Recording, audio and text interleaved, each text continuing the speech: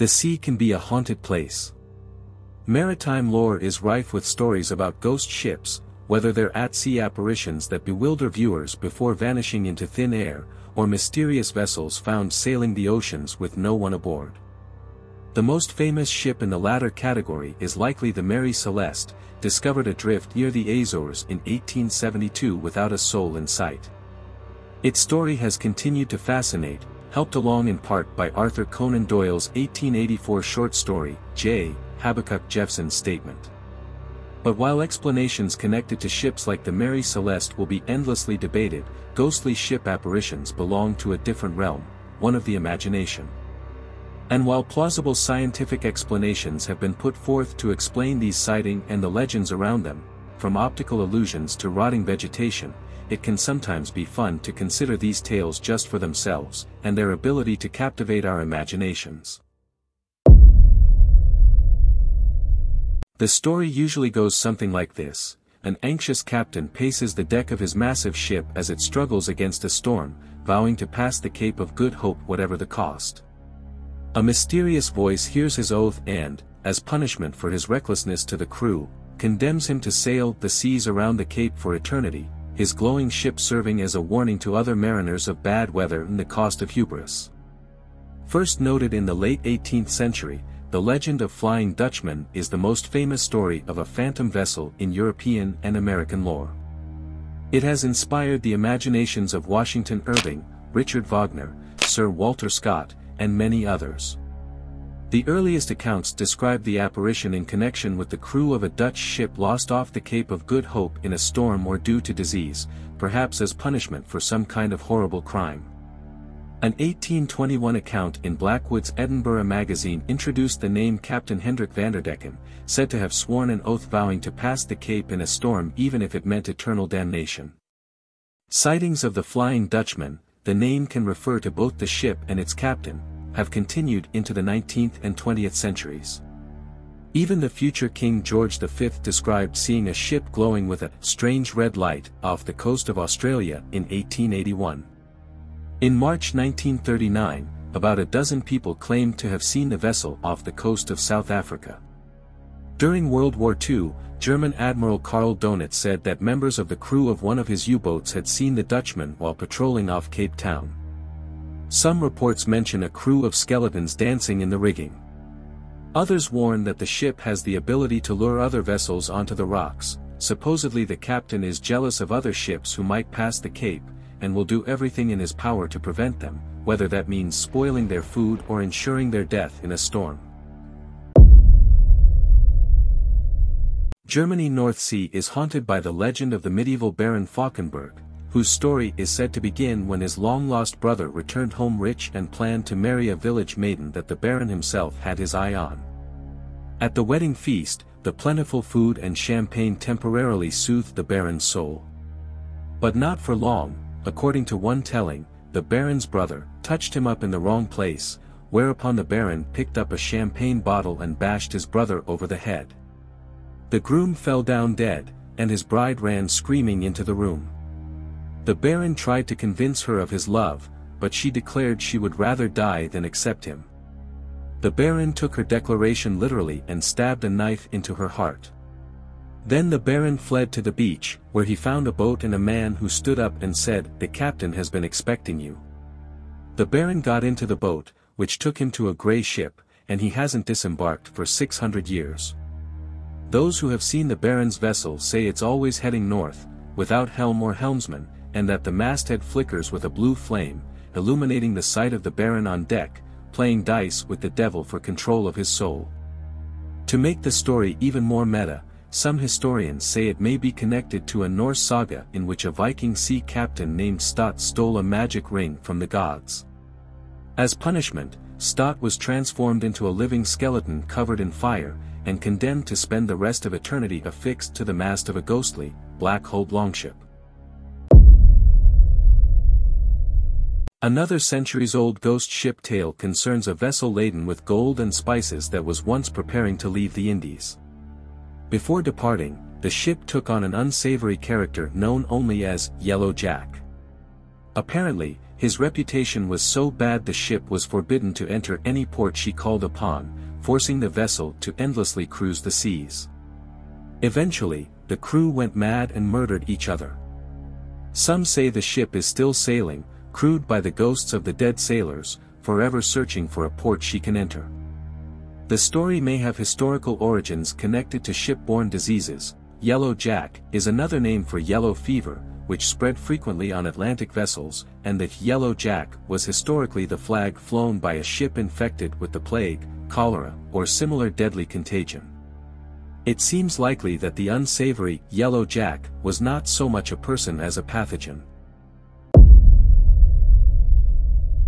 The waters around Chile's Chiloé Island are known for terrible storms, and for sightings of the Caleuche, a demon ship with luminescent white sides and blood-red sails.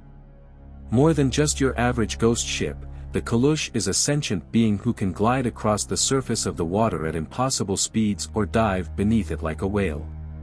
Observers say that when it passes, you can hear the cackling of its demon crew, who hop around on one leg and have faces that spin backwards. The ship is also crewed by sailors both dead and alive, either dragged from the deep or stolen from passing ships. However, the Caleuche only has use for the officers it finds, and spills the others, driven half insane, onto local beaches. In other versions of the tales about the ship, it is piloted by the souls of the drowned. Merchants who trade with the boat become suddenly wealthy, while those who see it supposedly wear crooked smiles forever. The Goodwin Sands, off the coast of Kent in southeast England, is famous for a number of shipwrecks, and for several ghost ship legends. The most notable concerns the Lady Lovibond, said to have been deliberately wrecked in the 18th century and to reappear as a phantom every 50 years on the anniversary of its destruction. The story goes that a captain was celebrating his recent marriage with a voyage to Portugal in 1748, bringing his new wife, her mother, and various wedding guests aboard the ship. Unfortunately, the first mate had hoped to be the groom himself. While the wedding party drank toasts to the happy couple, the first mate felt his blood begin to boil. In a jealous rage, he grabbed a wooden pin and struck the helmsman, killing him. Then he drove the schooner directly onto the Goodwin Sands, wrecking the boat and killing everyone aboard.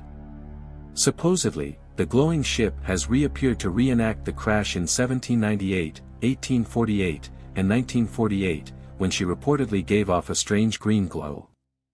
Locals have even set out to rescue survivors, only to discover the sands are bare. If you ever find yourself near Rhode Island's Block Island during the quiet week between Christmas and New Year's, try gazing out into the water at night. Supposedly, you just might see an 18th century ship blazing against the darkness.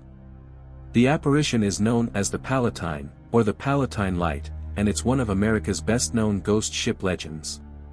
While there's no record of any ship known as the Palatine wrecking in the area, folklorists believe the story might be based on the sad story of another ship. In 1738, the Princess Augusta ran aground on Block Island carrying a load of German Palatines seeking a new life of religious freedom in America. A deposition taken from the crew, though only rediscovered in 1925, recounted that a fever and flux had killed many of the passengers and crew, and the acting captain refused to let the starving, shivering passengers go ashore.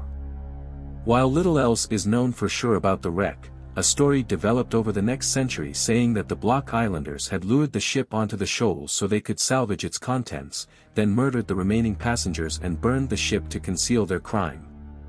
That version of events was enshrined in John Greenleaf Whittier's 1867 poem, The Palatine, which appeared in the Atlantic Monthly and made the story famous. However, Whittier's version was far different from the one that developed among the Block Islanders, who emphasized their kindness in saving the shipwrecked passengers and nursing them back to health. One historian, Samuel Livermore, blamed the more troubling version of events, and the story of the ghostly apparition, on a notorious local woman known as Dutch Cattern, a survivor who stayed on the island and became known as a witch. According to Livermore, Cattern had her revenge on the ship that put her ashore by imagining it on fire, and telling others, probably, that the light on the Sound was the wicked ship Palatine, cursed for leaving her on Block Island. Whether Cadern was responsible for the idea or not, locals continue to insist that many have seen the ship shining at night during that 1 week each year. Since the late 18th century, people have reported seeing a ghostly three-masted schooner on fire in Canada's Northumberland Strait, the body of water that separates Prince Edward Island from Nova Scotia and New Brunswick. Sightings seem to occur most often in the fall. Some are reported as lasting just a few minutes, while others say they've seen the illusion last as long as an hour. In some cases, would-be rescuers have tried to sail out to help those on board, only to watch the ship vanish as they come close. The story gained popularity after being immortalized in local singer-songwriter Lenny Gallant's song, Tales of the Phantom Ship. On Friday, June 13, 2014, Canada Post even launched a postage stamp depicting the ship as part of a Haunted Canada line. On March 18, 1754, the New York Gazette published a letter written by a group of men from Plum Island, on Long Island's far eastern end, who had been fishing for menhaden in nearby Gardiner's Bay when they saw 3 ghostly ships. The ships were apparently so close the men could see the sailors walking about on deck.